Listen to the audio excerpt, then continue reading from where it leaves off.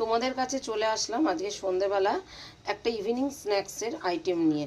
Evening স্ন্যাক্সের item বলতে আমি এখানে দেখো কিছু ভেটকি মাছের ফিলে, এই যে দেখতেই পাচ্ছ তোমরা, ম্যারিনেট করে রেখে দিয়েছিলাম দুপুরবেলা। এটার মধ্যে হচ্ছে ধনেপাতা, পুদিনা পাতা, কাঁচা লঙ্কা আর হলো আদা রসুন একসঙ্গে পেস্ট করে নিয়ে মাছটাকে ম্যারিনেট করে রেখেছি নুন আর লেবুর রস দিয়ে, আর ওই পাতা বাটাটা দিয়ে, ধনে পাতা বাটা এই সমস্ত কিছু দিয়ে, পুদিনা পাতা দিয়ে।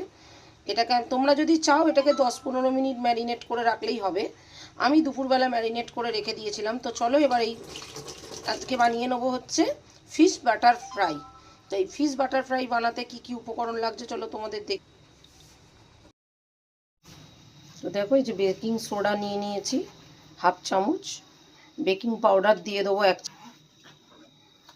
এক চামচ দিয়ে দিলাম বেকিং পাউডার। বেকিং সোডাটা কিন্তু খুব বেশি দেওয়া যাবে না, তাহলে জিনিসটা নষ্ট হয়ে যাবে। স্বাদ অনুযায়ী দিয়ে দিলাম লবণ, আর দিয়ে দেবো গোলমরিচ গুঁড়ো আর 1 চামচ দেবো, যেহেতু এটা ছোটো চামচ দিয়ে দিলাম। দিয়ে এবার শুকনো উপকরণগুলো খুব ভালো করে মিশিয়ে নেব। শুকনো উপকরণগুলো খুব ভালো করে মেশানো হয়ে গেছে। দেখো এর মধ্যে একটা দিয়ে দিয়েছি ডিম ফাটিয়ে। ডিম ফাটিয়ে দেওয়ার পরে এর মধ্যে দিয়ে দেবো গলানো বাটার। ঢাকাটা খুলে নেবো। দেখো এইবারে এই ব্যাটারের মধ্যে ম্যারিনেট করে রাখা মাছগুলো এক এক করে চোবাবো আর গরম তেলের মধ্যে ছাড়বো। তেলটাও আমি আগের থেকে গরম বসিয়ে দিয়েছি, দেখতেই পাচ্ছ তোমরা। এটা আমি রাইস ব্র্যান অয়েল নিয়ে নিয়েছি। তোমরা চাইলে রিফাইন অয়েল বা রাইস ব্র্যান অয়েল যেটা খুশি নিতে পারো, কোনো সমস্যা নেই।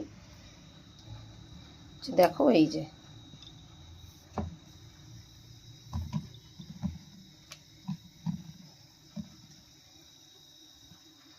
ব্যাটারের মধ্যে খুব ভালো করে কোট করে নিয়ে